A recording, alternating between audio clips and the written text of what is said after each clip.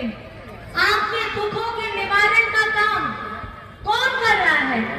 आपको सिर्फ एक नाम याद आएगा और वो रहेगा हेमंत सोरेन। हमारे दिव्यांग, हमारे बड़े बुजुर्ग, आप लोग सब साथ में हैं, महुआ जी के साथ में। बस ये दोनों हाथ उठा करके आशीर्वाद दे के बताइए कि आप हमारी महुआ मैडम के साथ में हैं कि नहीं है? दोनों हाथ उठा करके बताइए कि मैडम के साथ में हैं कि नहीं है? अभी याद रखिएगा, मतदान की कौन सी तारीख है यहाँ पे? 13 तारीख। कौन सी तारीख है? और आपको कौन सा बटन दबाना है?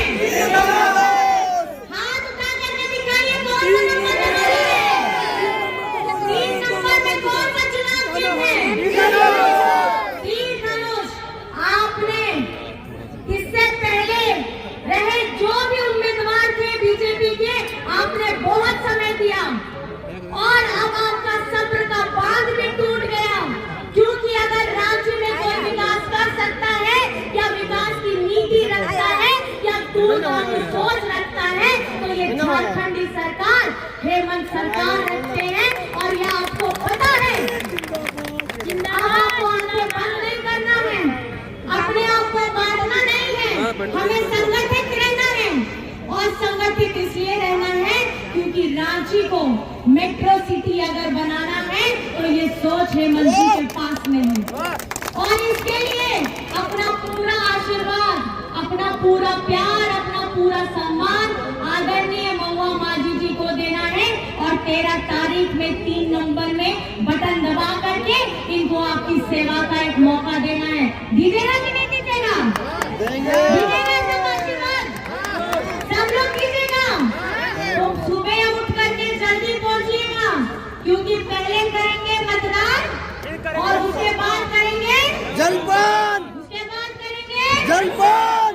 और याद रखिएगा, ये झारखंडी सरकार, ये अगुआ सरकार, ये महागठबंधन सरकार गरीबों की, पिछड़ों की, दलितों की, मजदूरों की, किसानों की वो बुलंद आवाज बन के बैठा है, जिनके लिए, जिनके मुद्दों के लिए हम अपनी आवाज को निरंतर बुलंद करते रहेंगे। बस हम आप लोगों का साथ देने का जरूरत है। आज एक तरफ में बीजेपी के साथ में धन कुबेर की इतनी बड़ी बड़ी फौज है, और वहीं उन लोगों का हजारों करोड़ रुपया ये लोग माफ कर सकते हैं, लेकिन हमारे हिंदुस्तान में ये किसानों का पैसा माफ नहीं कर सकते, उनका लोन का पैसा माफ नहीं कर सकते। ये आपको समझने की जरूरत है।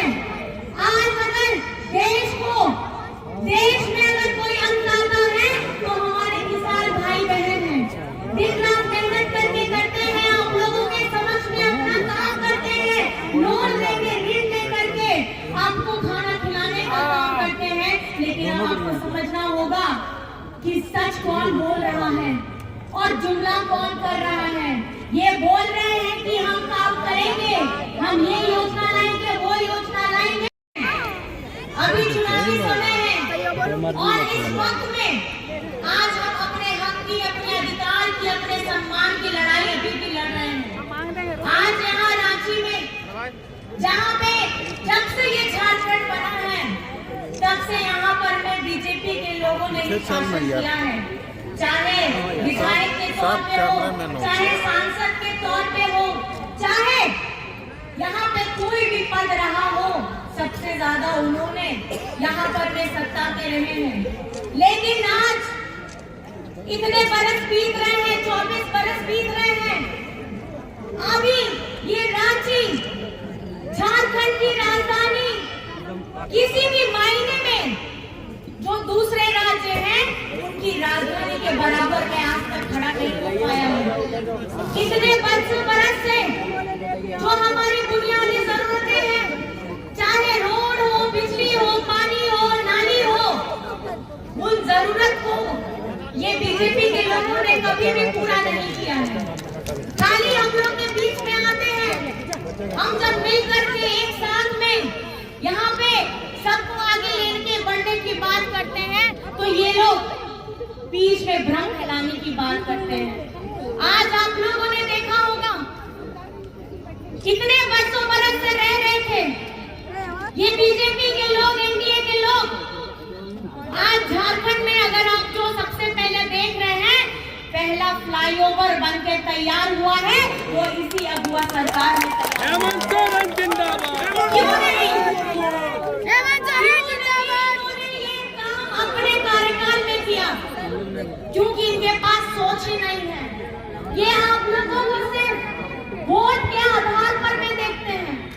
आज आप लोगों को ये मानना होगा, ये स्वीकारना होगा कि झारखंड में अगर शिक्षा के स्तर पे प्रेम जी ने यहाँ पर में हमारी यूनिवर्सिटी खोलने का काम किया है तो ये भी अगुआ सरकार में हुआ है।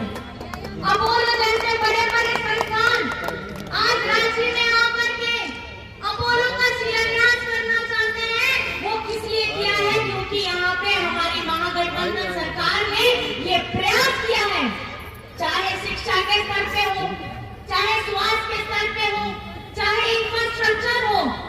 आपको ये रांची को ये ऐसा बनाना चाहते हैं ताकि दूसरे राज्य की राजधानी, दूसरे हमारे देश में जितने राज्य हैं उनकी राजधानी जैसे चमकती है वैसे रांची भी चमकना चाहिए। अभी हम यहाँ पे अपने रिंग रोड में साहित्यकार के रूप में अपनी एक अलग पहचान रखते हैं। पिछली बार में ये कुछ मात्र वोट से पीछे रह गई थी, लेकिन उसके बाद में भी हर एक गली, हर एक मोहल्ला, हर एक त्योहार, चाहे कोई भी त्योहार रहा हो, ये हर समय में आपके दुख में, आपके सुख में ये हमेशा निरंतर आपके लिए खड़े रहेंगे।